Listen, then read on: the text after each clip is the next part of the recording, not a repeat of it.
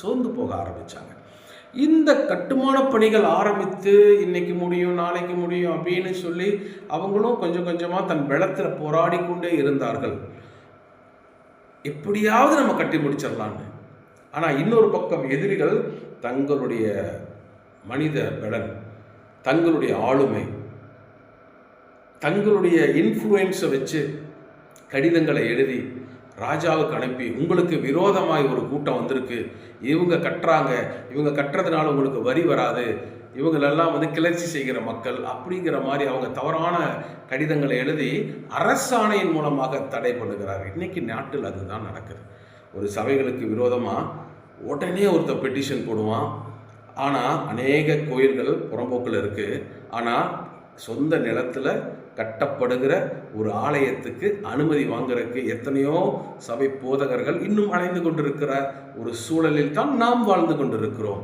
ஆனால் தேவன் உண்மையுள்ளவர். பாருங்க, இங்கே அப்படித்தான் ஒரு சூழ்நிலை நினைச்சிட்டு கட்டுமானப்படியை தடுத்து நிறுத்திட்டாங்க. கிட்டத்தட்ட 3 அரசர்களுடைய காலங்கள் மாறுகிறது.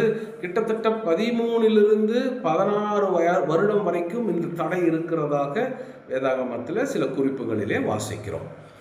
ஆகவே இந்த சூழ்நிலையிலே மக்கள் சோர்ந்து போனார்கள்.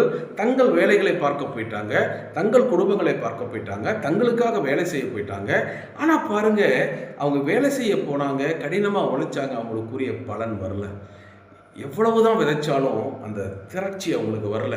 ஒரு குறைவுக்குள்ளாகவே வாழ்ந்து கொண்டிருந்தார்கள். காரணம், கர்த்தர் கனம் பண்ணப்பட வேண்டியவர். அவர் அந்த இடத்துல கனம் பண்ணப்படக்கூடிய ஒரு சூழ்நிலைகள் இல்லை. கட்டுமான பணிகள் பாதியில் நின்றுச்சு. தேவன் அந்த இடத்துல தன் கிரியைகளை கொஞ்ச நாள் மட்டுப்படுத்தி வைத்திருந்தார்.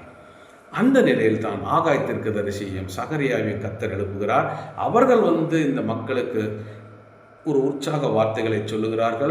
அவர்கள் வழி நடத்தி கொண்டிருந்த செருபாபேலுக்கும் அந்த நேரத்தில் ஆசாரியனாய் இருந்த யோசுவாவுக்கும் கர்த்தருடைய வார்த்தை வருகிறது.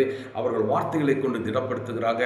இந்த சூழ்நிலையில் தான் மீண்டுமாய் கர்த்தர் அந்த மக்களை கட்டி எழுப்புகிறார். ஆகவே அவர்கள் தங்கள் பல விதமான அதிகாரத்தை பயன்படுத்தி தடைகளை உண்டு பண்ணினாலும் கர்த்தர் அந்த இடத்திலே அற்புதமாய் கிரியை செய்தார். எப்படி?